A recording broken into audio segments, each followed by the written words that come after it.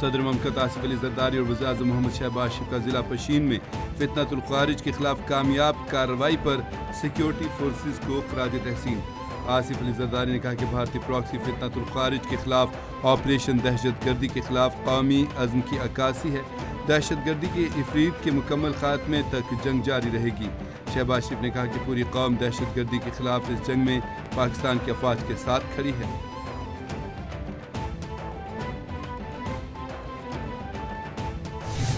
لاپتہ افراد بیانیے کے پیچھے فتنۃ الہندوستان کی دہشت گردی بے نقاب۔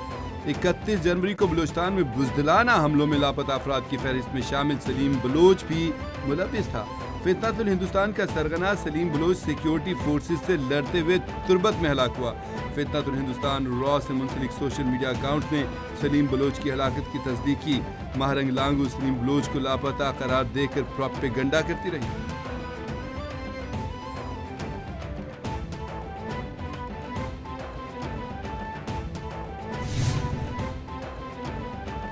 امیر قطر کی دعوت پر وزیر اعظم محمد شہباز شریف قطر کے 2 روزہ دورے پر روانہ ہوں گے۔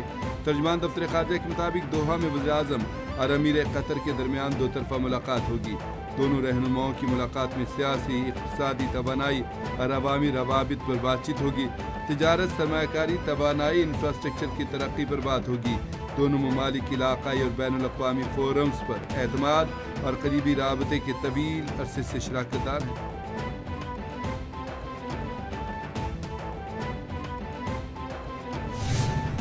پلازا ہے یہ پاکستان پیپلز پارٹی کی صوبہ حکومت کا واٹر لو ہے، یہ ان کا قبرستان ہے۔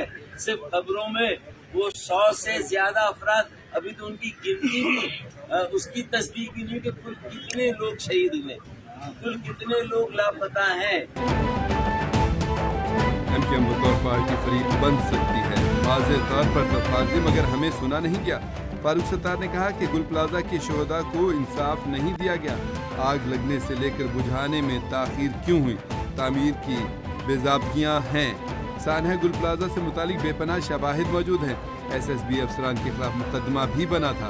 ہم کورٹ کی معاونت کے لیے آئے ہیں۔ جب آگ لگی تو سب سے پہلے گورنر کامران ٹیسوری پہنچے۔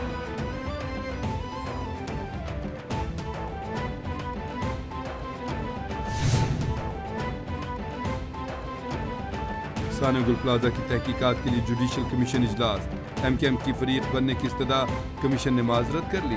ایم کیو ایم رہنما ڈاکٹر فاروق ستار کمیشن کے روبرو پیش۔ Municipal commissioner K M C, S S P C T director civil defence commission نے استفسار کیا، آگ سے بچاؤ میں آپ کا کیا کردار ہے؟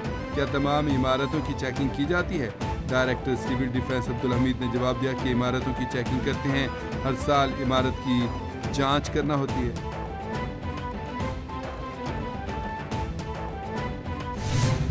عمران خان صاحب کی صحت ایک انسانی مسئلہ ہے، درست ہے، اور اس کو انسانی بنیادوں پر دیکھنا چاہیے، اور سب سے عام کنسرنز جو ہیں ان کی فیملی کے ہیں، بہنوں کے ہیں، گھر والوں کے ہیں، اور پھر پاکستان کے عوام کے ہیں اور ان کی پارٹی کے ہیں۔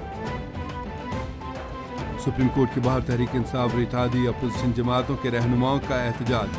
سینٹ میں اپوزیشن لیڈر علامہ ناصر عباس کی کیپٹل ٹی وی سے گفتگو، کہا کہ بانی پی ٹی آئی کی آنکھ انسانی مسئلہ ہے، گھر والوں کے تحفظات اصولی ہیں، بانی کو تاخیر سے طبی سہولیات دی گئیں، خاندان والوں کا ایک ہی مطالبہ ہے کہ شفا انٹرنیشنل میں داخل کرائیں، ایسے اقدامات کرنے چاہیے جن سے اعتماد کی فضا بہتر ہو۔ پارلیمنٹ کا تقدس پامال کیا گیا۔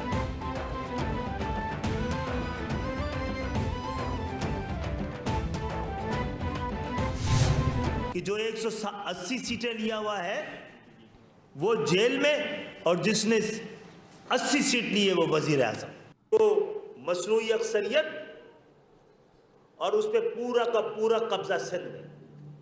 میں پاکستان کی ریاست سے پوچھنا چاہتا ہوں، کیا طاقت کسی اور صوبے میں ہے؟ کیا تعصب کی بنیاد پر، لسانیت کی بنیاد پر ایسی کہیں تقسیم ہے؟ کسی صوبے میں لسانیت کی بنیاد پر سن 72 میں لگنے والا کوٹا انتظامی تقسیم نہیں تھی، لسانی تقسیم تھی۔ ایم کیو ایم پاکستان کا نئے صوبے کے لیے کراچی میں ریفرینڈم کا مطالبہ۔ خالد مقبول صدیقی کہتے ہیں کہ کیا ظلم ہے 180 سیٹ والا جیل میں 80 والا وزیراعظم۔ سندھ اسمبلی میں منظور کی گئی قرارداد آئین سے متصادم ہے۔ سندھ اسمبلی سے منظور قرارداد کاغذ کا ٹکڑا ہے، کیا کوئی صوبہ خلاف آئین قرارداد منظور کر سکتا ہے؟ مصنوعی اکثریت والی جماعت سندھ پر قابض ہے۔ سندھ کے شہری علاقوں کی عوام کو اب فیصلہ کرنا ہوگا۔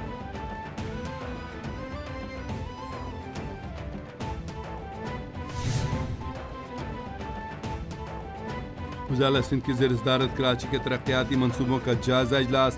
مراد علی شاہ نے میگا منصوبوں کی پیش رفت کا جائزہ لیا۔ وزارت مراد علی شاہ کا نئی منظور شدہ بعض اسکیموں میں سست روی پر تشویش کا اظہار۔ مراد علی شاہ نے کہا کہ جاری فنڈز کا مؤثر استعمال کیا جائے۔ ترقیاتی منصوبوں میں تاخیر کسی صورت قبول نہیں کی جائے گی۔ ترقیاتی منصوبوں کی منظوریاں دے چکے اور فنڈز دستیاب ہیں۔ کراچی کی ترقی سندھ کی ترقی ہے۔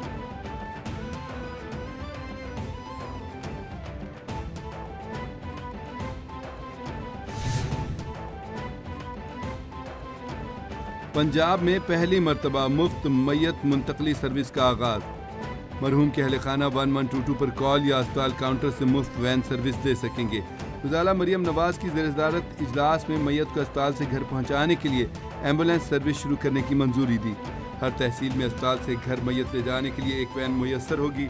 بڑے سرکاری اسپتالوں اور ہر تحصیل میں سرکاری وہیکل سروس شروع کرنے کے لیے پلان طلب۔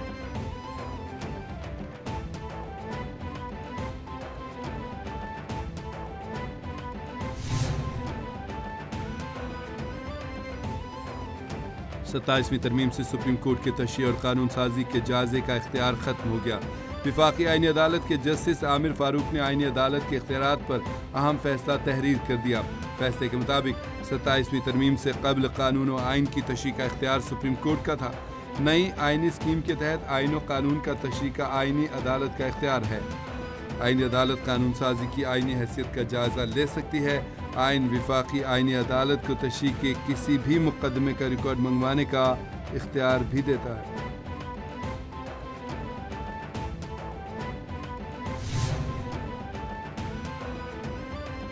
جنیوا مذاکرات آخری سفارتی کوششیں۔ مشرق وسطی میں امریکی فوجی قوت جمع ہونے کے باوجود ایران کے ہتھیار نہ ڈالنے پر ٹرمپ مایوس۔ امریکہ بڑا بحری بیڑا ابراہم لنکن پہلے سے ہی مشرق وسطی میں موجود ہے۔ امریکی صدر ٹرمپ کا ایران پر بڑے حملے کا عندیہ۔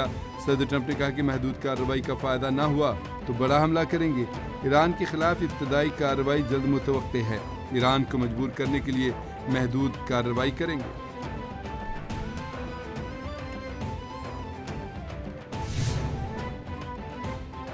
کسی بھی ممکنہ صورتحال کے لیے تیاری مکمل کر چکے ہیں۔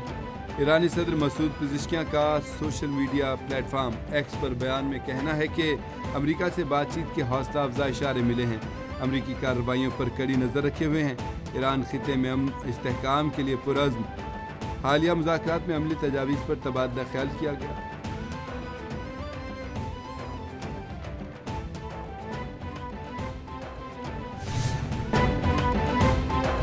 ICC means T20 world cup میں بھارت کو عبرتناک شکست۔ جنوبی افریقہ نے بھارت کو دھول چٹا دی۔ بھارتی ٹیم کو سیمی فائنل کے لالے پڑ گئے۔ بھارت کا سیمی فائنل میں پہنچنے کا سفر مشکل ہو گیا۔ سپر 8 مرحلے میں جنوبی افریقہ کی 188 رنز کے ہدف کے تعاقب میں بھارتی ٹیم صرف 111 رنز پر ہی ڈھیر ہو گئی۔ سپر 8 کی گروپ 1 میں بھارت کے ساتھ جنوبی افریقہ، ویسٹ انڈیز اور زمبابوے شامل۔ بھارتی ٹیم کا نیٹ رن ریٹ -3 ہے۔ بھارت کو سپر 8 میں اپنے اگلے دونوں میچز زمبابوے اور ویسٹ انڈیز کے بڑے مارجن سے جیتنے ہیں۔ اب بھارت کے لیے صرف جیت کافی نہیں بلکہ بڑے مارجن سے فتح بھی ناگزیر ہو چکی ہے۔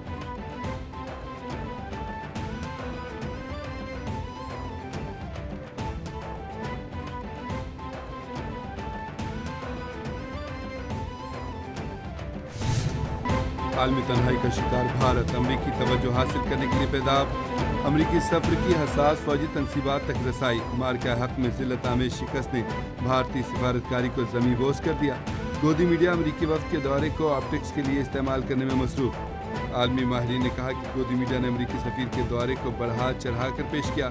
یہ ناکام AI سمٹ سے توجہ ہٹانے اور امریکی خوشنودی حاصل کرنے کا حربہ ہے۔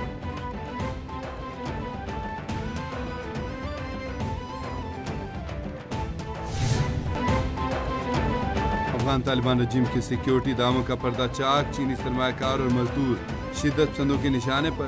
رپورٹ کے مطابق طالبان رجیم کی نااہلی نے افغانستان تاجکستان بارڈر پر موجود سونے کی کانوں کو چینی مزدوروں کے لیے مہلک محاذ بنا دیا۔ ستمبر 2024 سے 2026 کے آغاز تک افغانستان تاجکستان سرحدی علاقے میں کم از کم 7 حملے ہوئے۔ ان حملوں میں 9 چینی شہری ہلاک اور 10 زخمی ہوئے۔